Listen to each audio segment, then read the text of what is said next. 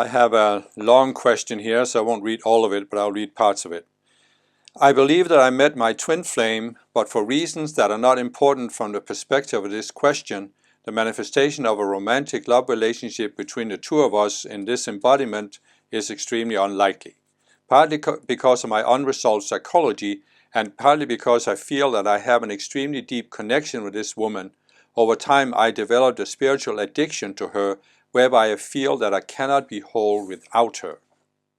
And then I skip some, and it says, why does life show me what I desire with all of my heart if I cannot have it in this current embodiment? This dynamic that I was shown something that I desire with all my heart but I cannot possibly have has been torturing me for almost 2 decades, and it caused me more damage in my heart than I can express in words.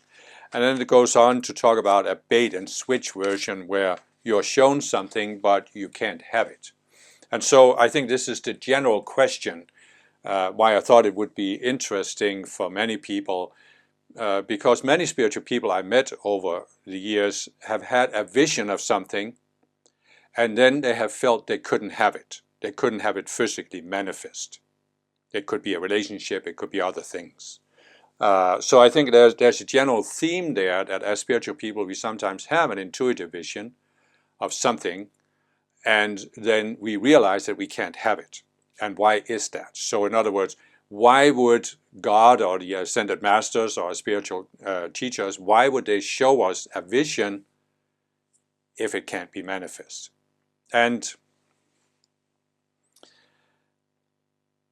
I understand that this is a very emotional question for many people.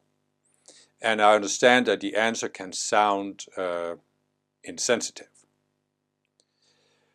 But the reason why we have this dynamic, we are shown a vision, but it can't be manifest, is that we need to learn a lesson from it. And the lesson in most cases is that the vision we are shown of what we would like to attain, like the person says, what I desire with all of my heart, is actually a vision that goes against our spiritual growth or even our ascension. So what I took note of is that the person, just to use this as an example, I feel that I have an extremely deep connection with this woman. Over time I developed a spiritual addiction to her, whereby I feel that I cannot be whole without her. That's actually a very good formulation, because that touches upon the central dynamic that I have seen in myself and seen in other people. If you are a spiritual person who has it in your life plan, your divine plan, that you can ascend after this lifetime, then your main task in this lifetime is to overcome any attachment you have to anything on earth. Because in order to ascend, you are, and I was given this vision once, you are standing there in front of a doorway that leads to the ascended realm. You have to walk through that doorway. Nobody's going to force you. It's not going to happen automatically. You have to walk through. In order to walk through, you have to make a choice. But before you can make that choice to walk through the door, you have to look back at earth. And you have to look, is there anything that pulls me back here? Any unfinished business, anything I haven't experienced, anything I haven't done, any problem I haven't solved, anything I want to experience or finish. And if there is anything that pulls you back here, you can't ascend. You have to take another embodiment until you've overcome what the Buddha called attachments. In other words, you can't have any attachment to earth in order to ascend. It's a free will decision to ascend. Just as it was a free will decision for you to create the attachment that you desire something. So in other words, the person has created this desire to have this perfect love relationship with what he calls her twin flame. I've given another video where I talk about twin flames. I don't think it's a particularly constructive concept to have, but nevertheless, many spiritual people I met have this desire for the perfect love relationship, and they think there's a twin flame or soulmate that can give them that relationship. So this is a desire that you created in past lifetimes. I'm not saying there's anything wrong with it. I'm just saying, you can, over time, develop this strong attachment, spiritual addiction, he calls it. And this prevents you from ascending. How can you ascend when you have this? So what I'm saying is, when you have a vision like this, to me, it's because the person is in his last embodiment. It is in his divine plan to ascend after this lifetime. But in order to do it, you have to overcome this attachment to this perfect love relationship and to this person. Because the key here is this sentence. I feel that I cannot be whole without her. What is the ascension process? It's a process where the conscious you fully unites with your I Am Presence. Which we could also describe as this is the process where the conscious you becomes completely whole in uniting with the I Am Presence.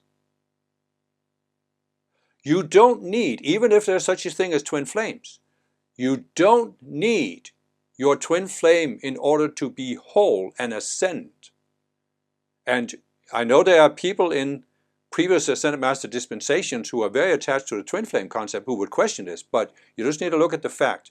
There are several known Ascended Masters who have ascended and their twin flames are not ascended. So in other words, you ascend as an individual, not in a pair with your twin flame. And you cannot ascend if you don't feel whole. You have to really come to a point where you realize the only thing you need in order to be whole is your I Am Presence, oneness with your I Am Presence. There cannot be anything here on earth, anything other than your I Am Presence that you think you need in order to be whole. Whether it's your twin flame or whether it's something else, it doesn't matter. That's why I'm saying many spiritual people can have a vision of something, but they can't attain it. And the reason why you can't attain it is because you have an attachment to it. And that's why you're shown the vision. You're shown the vision in order to help you see the attachment. But what happens to many people is the vision was so wonderful, it was so powerful, there was so much love, and they become attached to the vision. They want the vision instead of realizing.